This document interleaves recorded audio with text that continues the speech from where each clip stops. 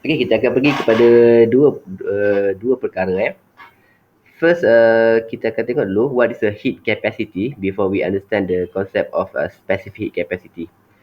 So, heat capacity,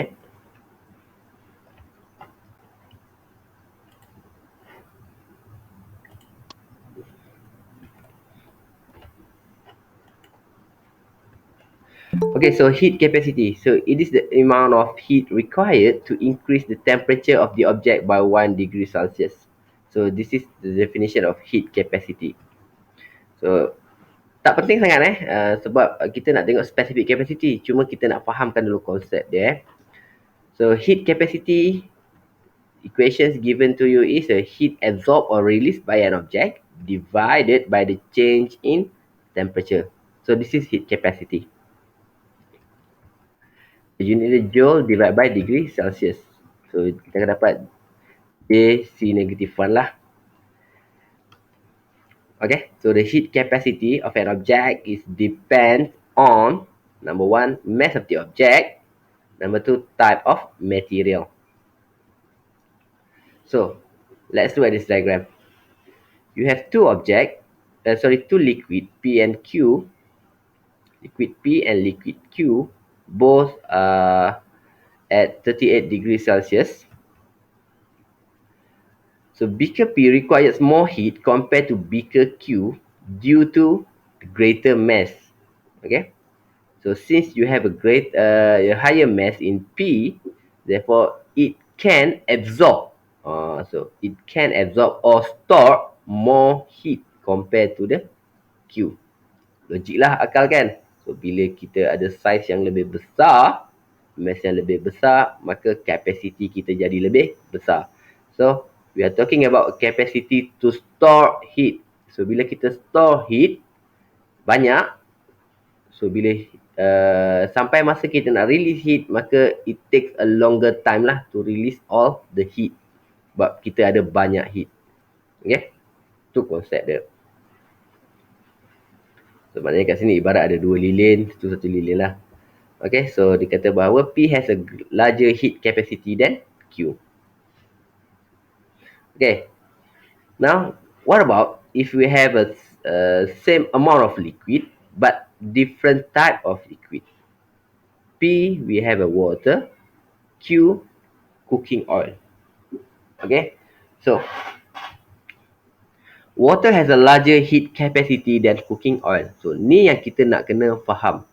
Water has a larger heat capacity than cooking oil.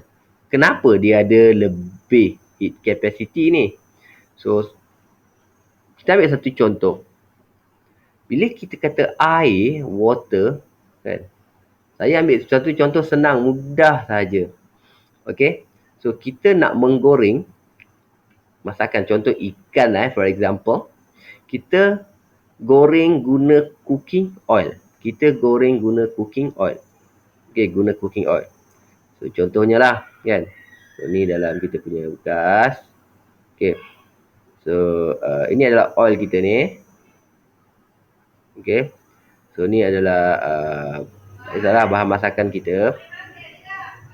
Okay. So, bila kita supply heat, konsep dia macam ni So, bila you supply heat, what happens? Heat ni akan diserap oleh siapa? Okay, frying pan, cooking oil sebelum dia masuk kepada makanan. Okay, sebelum heat ni dihantar kepada makanan yang kita nak masak, dia perlu melalui ni dulu. Perlu melalui pan ni dulu. Kan, dia masuk dalam pan dulu. Bila dah masuk dalam pan, bila dah penuh heat dalam pan, maka dia akan transfer kepada cooking oil. Lepas masuk dalam cooking oil, dah penuh, baru dia masuk ke dalam makanan. So, kalau let's say kita masak menggunakan air. Contoh kita buat sup Let's say you buat sup hari ni. So, bila kita buat sup ni lambat nak masak kan. Lambat dia nak mendidih. Kenapa lambat nak mendidih? Lambat nak masak tu. Sebabnya dalam sup tu terdiri from water So, water ni dia punya heat capacity dia tinggi. So, dia akan absorb absorb all those heat dalam dia ni. So, jadi lambatlah kat sini nak masak. Dia panaskan air ni dulu, baru dia panaskan makanan. Tapi ada kebaikan dia juga. Apa kebaikan kita buat sup tadi? So, kalau kita buat sup kebaikan dia bila makan masa musim sejuk. Why? Because since it has a high heat capacity, maka dia boleh store heat yang banyak. Maka dia lambatlah untuk hilang, lambatlah untuk sejuk. Sebab apa? Dia ada banyak sangat haba. Jadi nak keluarkan haba ni pun ambil masa yang lebih lama. So, itu adalah contoh aplikasi penggunaan water and cooking oil.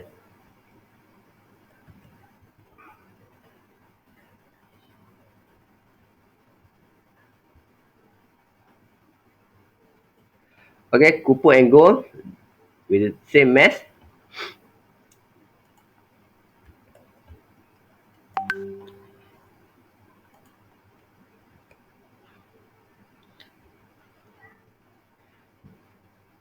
Okay, copper require more heat compared to gold.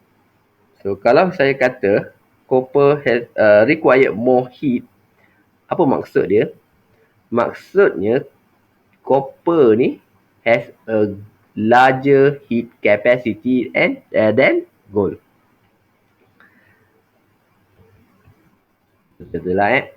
So, how to determine the amount of heat energy supplied to the object? So, yang pertama, cara dia adalah dengan menggunakan heater. So, heater yang ada dekat lab, so biasalah macam ni lah kan. So, dia ada ni. Ada power kat sini So, dia dah nyatakan nilai power dia ni. 800 watt. 800 watt ni apa dia? Ini adalah nilai power. Itu adalah nilai power.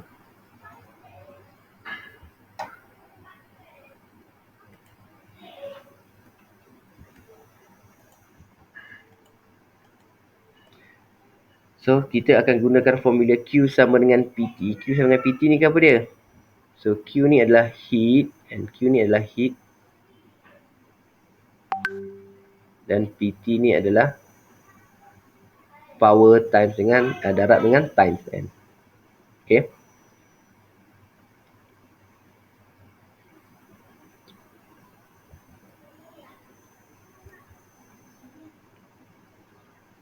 So, again unit dia dalam unit second for time. Contoh. Determine the amount of energy absorbed by the liquid if 1000 watt immersion heater is used for 2 minutes. Okay, so ini adalah nilai power. Ini adalah nilai time. So, Q sama dengan PT. So, heat energy kita is equals to 1000. Kita darabkan dengan 2 minutes. Darabkan dengan 60. Kenapa darabkan dengan 60? Sebab kita nak tukar kepada unit second. Okay. So, kita akan dapat jawapan dia 120 kilojoule. Okay, so faham konsep heat capacity? Simple saja kan? So, kita stop kat sini dulu sebab kita nak tengok kepada topik specific heat capacity Nak fahamkan dulu konsep tu saja. Okay, now what is the specific heat capacity? Beza dia kat sini je Dia tak banyak pun, dia ada perkataan, tambah perkataan spesifik je. Dia tambah perkataan spesifik. Okay, specific heat capacity. Beza dia, tengok apa beza dia? So, tadi kita tidak ada nilai ni. Sekarang kita dah ada nilai ni. Itu je beza dia So, specific heat capacity is heat capacity divided by mass. So, simbol untuk specific heat capacity, simbol dia adalah C. Simbol dia adalah C So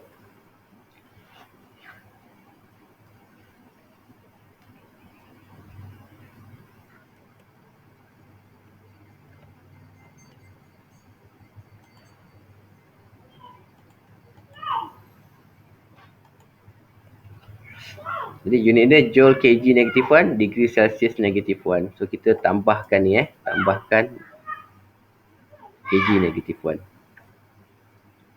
Okay. Oh, this is the basic equation. Q equals to mc theta. Q equals to mc theta. What is Q? Q adalah heat energy absorbed or released. And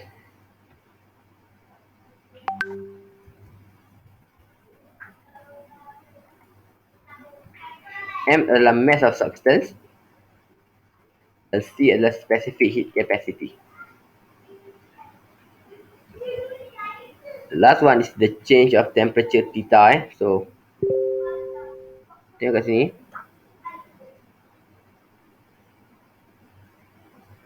Change of temperature. Jadi apa yang kita dapat kat sini adalah temperature final minus dengan temperature initial. So, saya akan guna yang ni Apa nanti ada dalam calculation. Nanti kita akan tengok apa penggunaan dia. Okay, this is the table.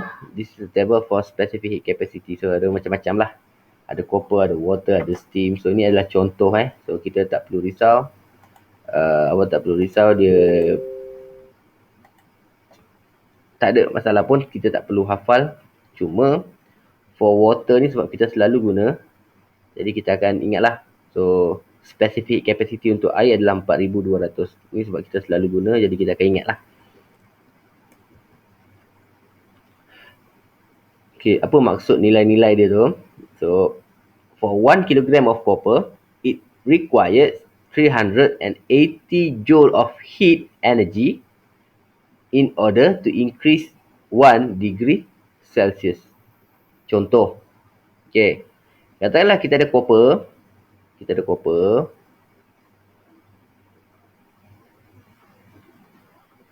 Okay. Copper ni seberat 1 kilogram. Dan suhu dia sekarang katakanlah let's say 37 darjah Celsius for example. So untuk dia naikkan from 37 dia ubah jadi 38. Untuk naik jadi 38 darjah Celsius ni it required 387 joule of energy. It required 387 joule energy. Okay. So boleh faham tu maksud table-table ni lah. So, according to this table,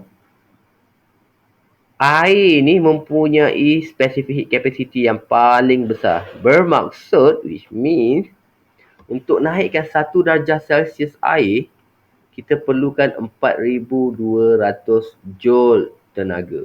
Banyak. Sebab tu, air lambat nak mendidih. Berbanding dengan benda yang lain lah. Okay. Sama je Kita buat sikit. Okay. So, object with a lower specific capacity is easy to get hot or cold. Kenapa? Sebab dia hanya boleh simpan sedikit sahaja tenaga haba. So, bila dah penuh tenaga haba, maka dia akan jadi panas. Contoh.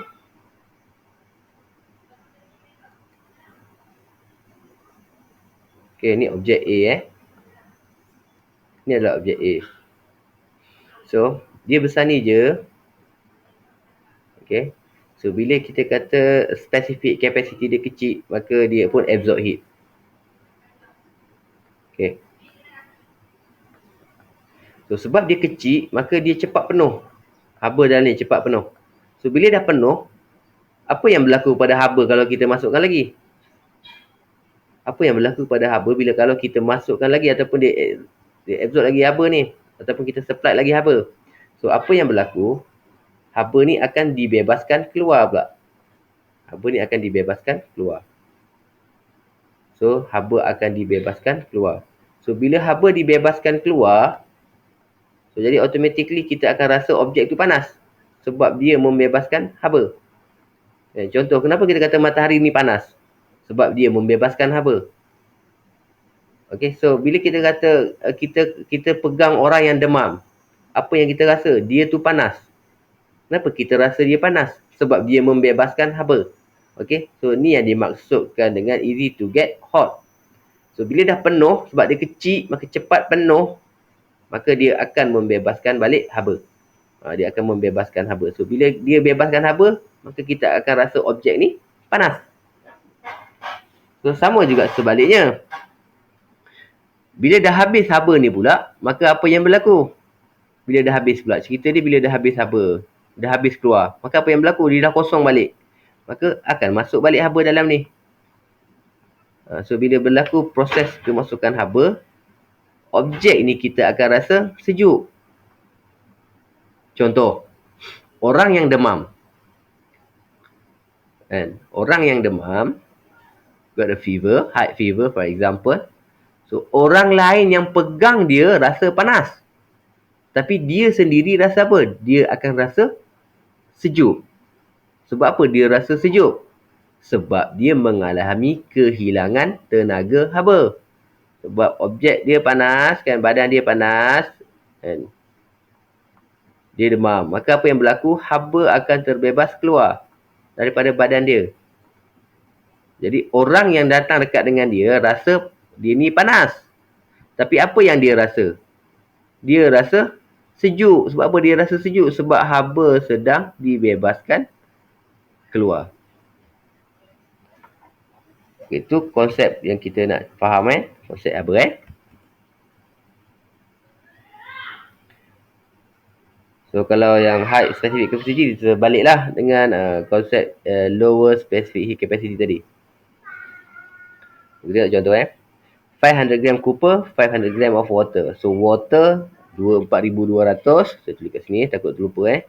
Water 4200. Dia punya C dia 4200. Yang ni C dia sama dengan 387.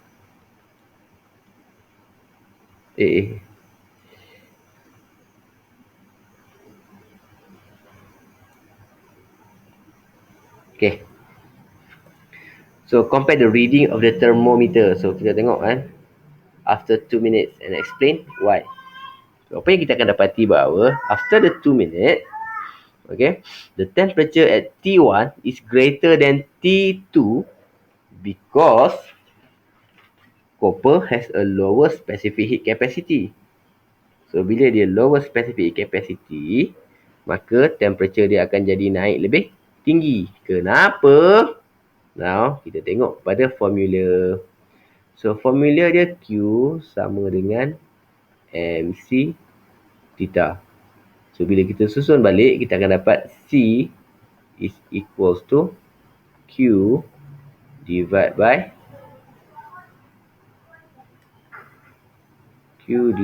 M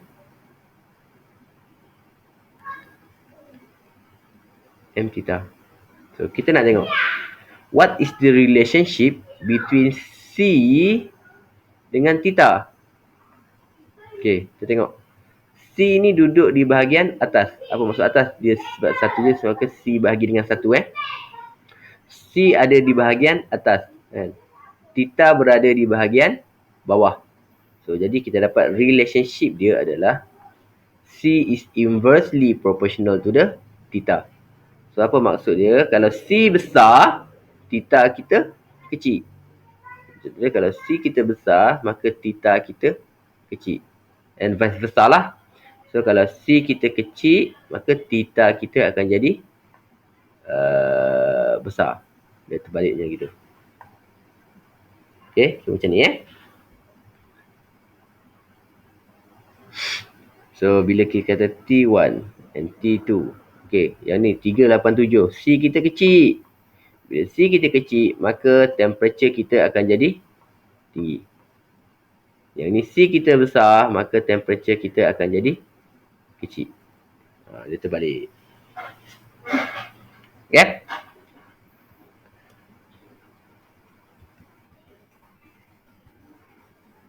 Itu sikit ni ini adalah eksperimen yang kita gunakan untuk menentukan specific capacity of water. Specific capacity of water.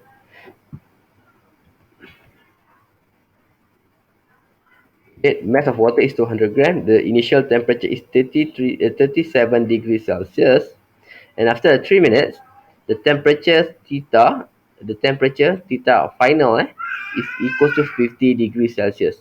There is a change in temperature. So our theta kat sini kita akan dapat theta kita sama dengan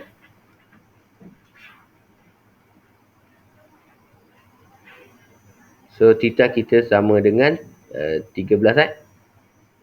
degree Celsius. So our equation is Q equals to MC theta. So ini yang kita dah belajar tadi. Q ni kita nak dapatkan daripada PT. Sebab apa? PT ni adalah electrical energy. So datang daripada electrical energy. Okay, so dapat PT. So 0.2 kita tukarkan from mass dalam unit gram kepada kilogram. 13 adalah change of temperature dan C ni yang kita nak carilah. So bila kita masukkan dalam calculation, so kita akan dapat C 62307 joule kg negative 1 C negative 1. Okay. Okay, so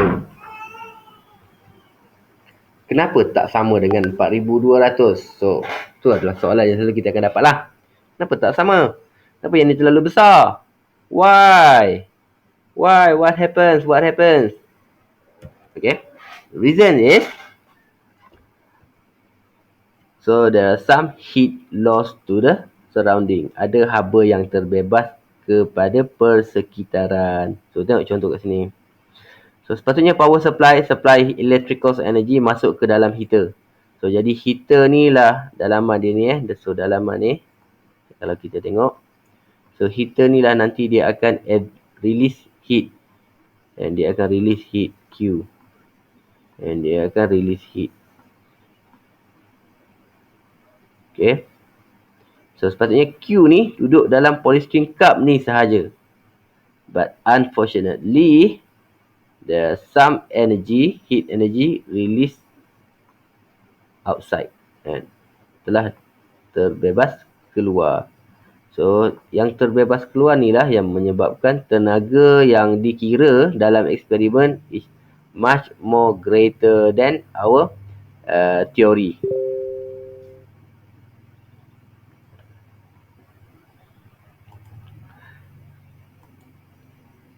Okay, so what is the function of what is the purpose of using polystyrene cup ni? So kita nak reducekan heat loss to the surrounding. So kita guna polystyrene, kita balutkan kat luar supaya dapat mengurangkan haba yang terbebas keluar. So cara lain macam mana? Kita balutkan dia dengan tisu ke apa ke supaya dia tidak terbebas keluar. Okay, tadi tu untuk liquid Now what about solid? How to measure specific capacity of a solid?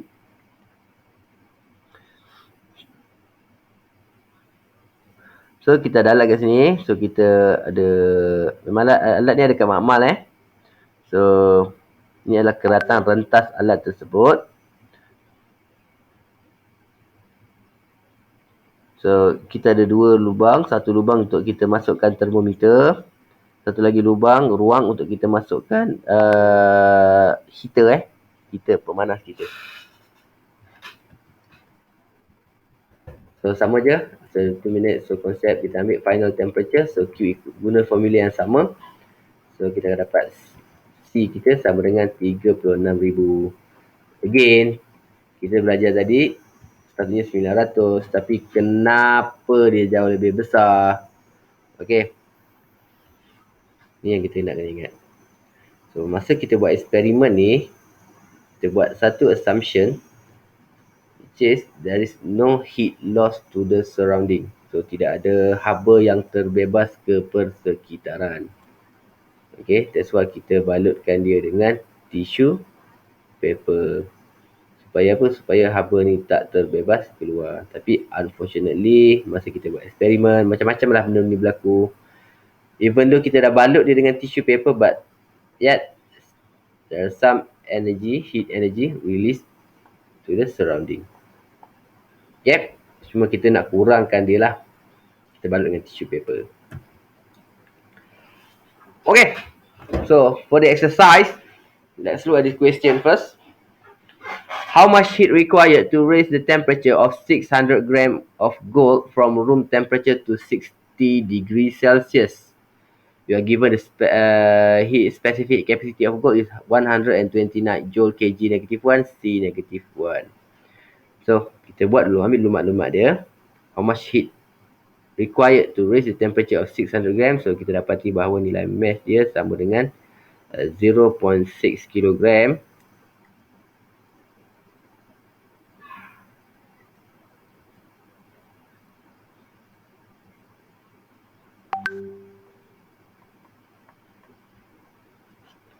Okay, so lagi kita ada apa lagi? From room temperature from room temperature to 60. So, kita punya theta kita sama dengan T final minus dengan T initial. So, dia punya C dah bagi pada kita 129. So, dia suruh kita cari nilai Q.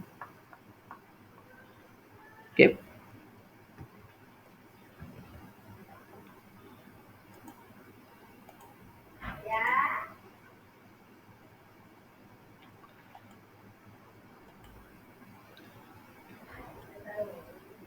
Nah, tengok sini.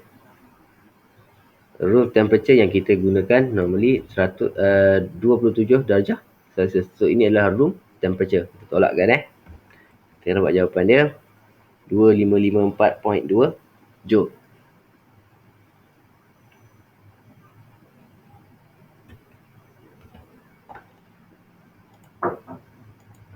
Next, kita tengok soalan ni.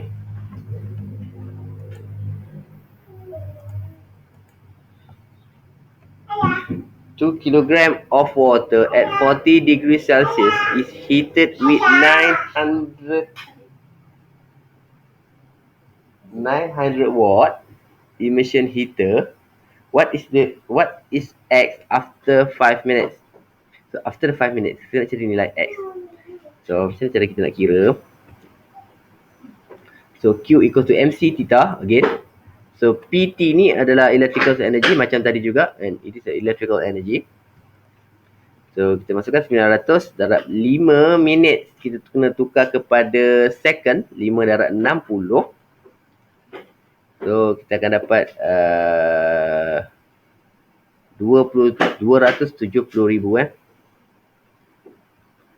So tengok ni, kita still lagi tak tukar. So ini adalah nilai M. So ini adalah nilai C dan ini adalah nilai theta. Okay. Jadi bila kita lengkapkan calculation, so kita akan dapat theta kita adalah 72.14 degree Celsius.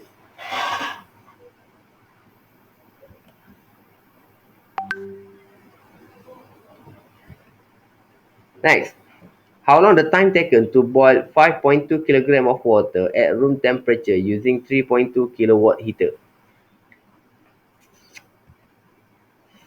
Okay, the answer is 498.2 second. Calculation dia.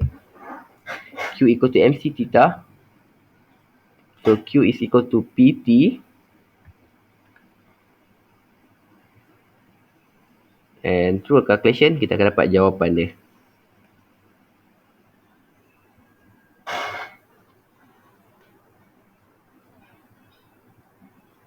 So next soalan, 80 degree Celsius berubah menjadi 32.4 degree Celsius. So the temperature of 500 gram of water decreased from 80 degree Celsius to 32.4 degree Celsius. Calculate the heat energy that has been removed from the water. The answer is 99960 joule.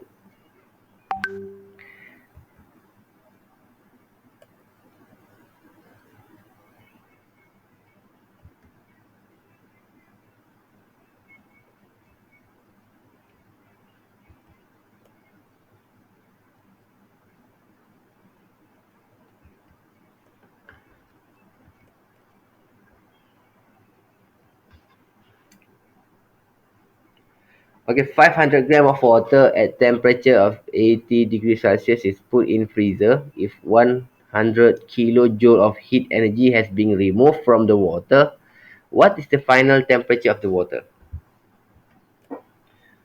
So, kita dapat jawapan, sepatutnya kita dapat 32.4 degrees Celsius. Again, equation yang sama. 100 kilojoule kita convert jadi unit biasa, jadi unit joule. Masukkan nilai mass dia 0.5 kilogram. From 500 kita tukar jadi kilogram 500 gram kita tukar jadi kilogram. Masukkan nilai C, initial and the final temperature, masukkan dalam formula kita.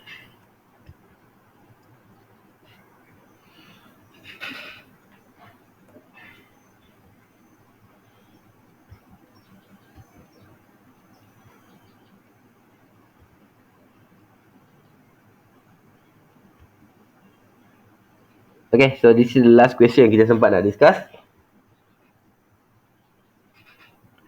100 gram at 120 degrees Celsius copper ball is immersed into 1 kilogram of water at 15 degrees Celsius. What is the temperature of water when the ball and water reach thermal equilibrium state? Okay, now kita buat soalan ni Dia. So, thermal equilibrium state. So, bila kita jumpa thermal equilibrium state, kita kena faham bahawa dia ada dua benda yang sama, tapi kita nak tengok satu je lah. Yang kita kena highlightkan, yang kita sentiasa ingat bahawa kita akan dapat final temperature dia mesti sama. So, kita akan dapat same temperature.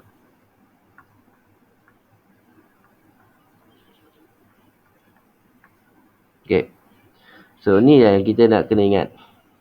Bila objek berada dalam keadaan thermal equilibrium, bermaksud temperature, ni temperature T1 kita buat air ni temperature T2.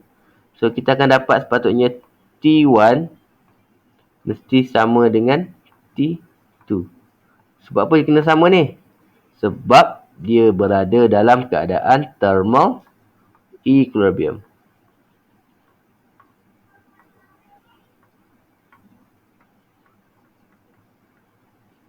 Okay. Dan thermal equilibrium, itulah yang kita kena faham. Bahawa dia mesti sama. Okay, macam mana cara nak kira dia? So, kita akan samakan Q water dengan Q untuk copper ball. Kenapa kita samakan ni? Sebab kita punya andaian, assumption yang kita buat, heat energy from the copper ball release at the same time absorbed by water. Faham So, kita boleh tulis kat sini heat release. Kita buat yang barulah. Okay.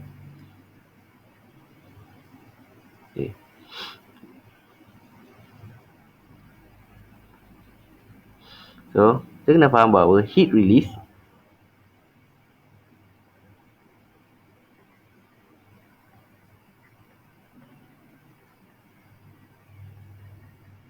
mesti sama dengan heat absorb.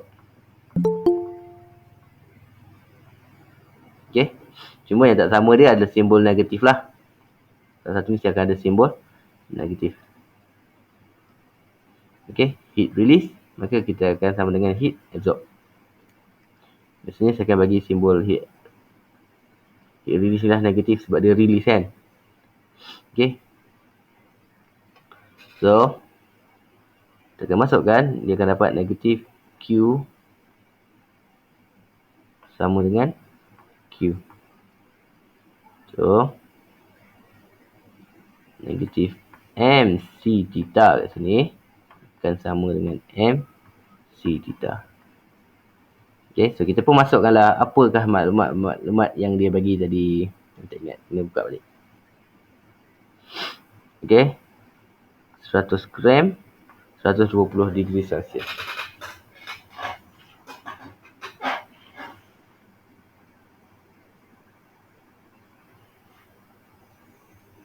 Seratus gram 120 degree Celsius. Okey. Apa tadi? 100 gram. Temperature cooper tadi 120 degree Celsius.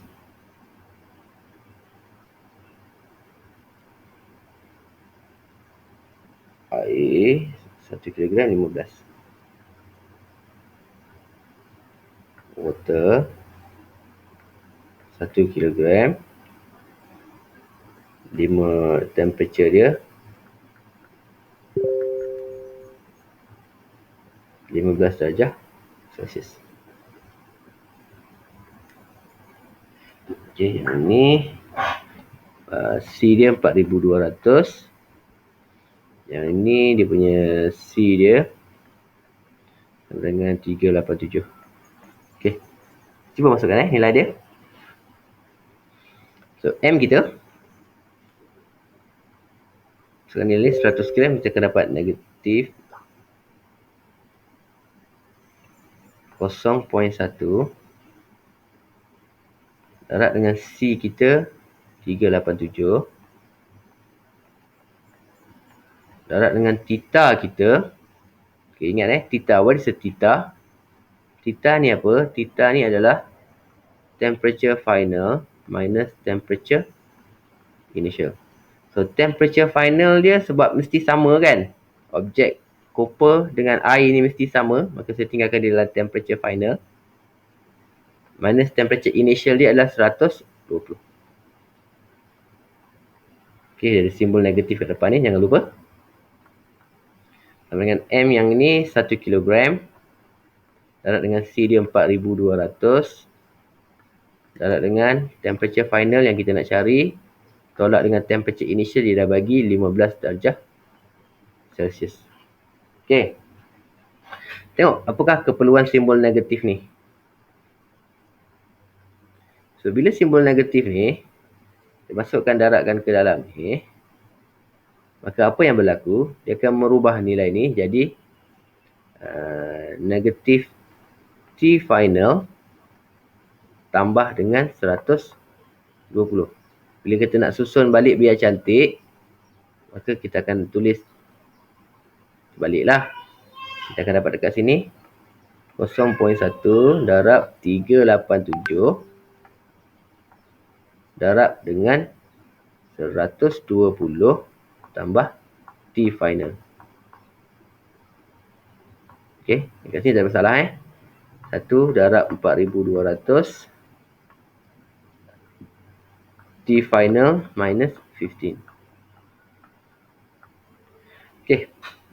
So bila dah ada dalam kedudukan macam gini, awak tak perlu nak susah-susah. Ambil je kalkulator, tekan semua sekali, maka awak akan dapat T final ni berapa. Tekankan dia semua ni dalam satu kalkulator So kita guna fungsi equation dalam kalkulator. Ada fungsi sama dengan tu kan, guna yang ni. Okay. So kita tengok, yang ni sama tak? Ni sama tak dengan calculation yang ada dekat slide?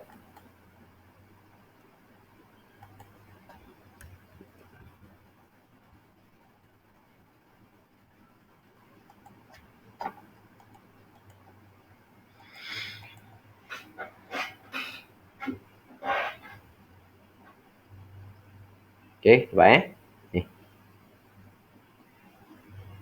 120 tolak theta final. So dia tukar kat situ. Saya punya konsep tadi tak sama dengan dia kan, tapi calculation kita akan dapat benda yang sama. So, saya explain tu sebab apa, saya takut awak tengok saja slide dan awak tengok tak sama dengan apa yang diceritakan. Sebenarnya sama je. Cuma dia skip step yang asal. Saya buat step by step, flow by flow So bila dia done all this calculation, tak perlu tulis ni. Ni tak perlu tulis dalam calculation, tak perlu tulis. Ni semua tak perlu tulis. Once sudah dapat dah kat sini, maka inilah markah dia dan kita akan dapat jawapan akhir saja. Ini je markah dia. Okey, ini markah pertama, ini adalah markah yang kedua. Adalah 2 markah lah. Normally soalan ni akan jadi 3 markah. Apa ini adalah markah pertama, ini markah kedua, ini adalah markah yang ketiga.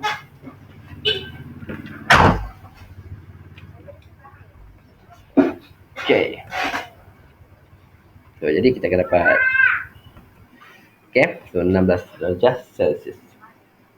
So, I think that's all from me.